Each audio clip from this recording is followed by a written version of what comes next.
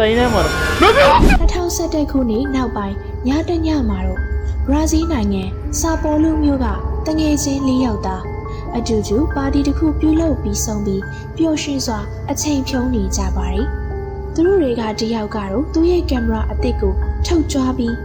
စာနောက်ပြောင်ပြီးတော့ဗီဒီယိုရှောက်ရိုက်နေခဲ့တာပေါ့။အဲဒီလိုရှောက်ရိုက်ရင်သူက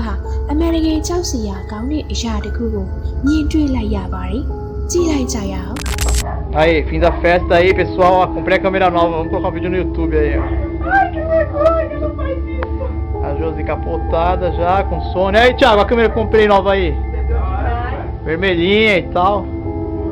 Vocês nem esperaram pra festa aí, né, mano? Meu Deus do céu, que porra é essa, velho? Mano, eu vi alguma coisa aqui, Thiago. Tem alguma coisa que passou aqui, velho. Ih, velho. Tô falando sério, cara. Tô falando sério. Vem aqui comigo, cara. Tem nada aqui não. Eu vi uma coisa assim, cara. Maluco, maluco. Eu vou voltar a câmera. Eu vou voltar a câmera e você vai ver, velho. ကင်မရာကင်ထားတဲ့ကောင်လေးကမိမှုချောင်ရဲ့အနောက်ဘက်ဗရင်ပေါက်ကနေသွေးဆုပ်ဖြူရောနေတဲ့လူတစ်ယောက်ဖျက်လျှောက်သွားတာကိုတွေးလိုက်ရတဲ့အတွက်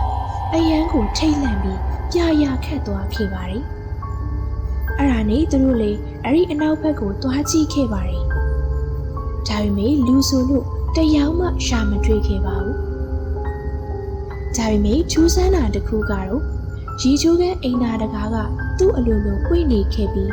အထဲမှာရှိတဲ့မီးကလည်းပွင့်နေခဲ့တာပါအဲ့လိုနဲ့9နှစ်အကြာမှာတော့ဒီဗီဒီယိုရဲ့မူရင်းပို့စာမှာဒီဗီဒီယိုကလုံးဝ100%အစစ်အမှန်ဖြစ်တယ်လို့ပြောထားတာကိုတွေ့ရပါတယ်ပရိသတ်တို့အနေနဲ့ကရောဘယ်လိုထင်ပါသလဲရှင်အောက်ကကွန်မန့်မှာဝင်ရောက်ဆွေးနွေးပေးသွားနိုင်ပါတယ်ရှင်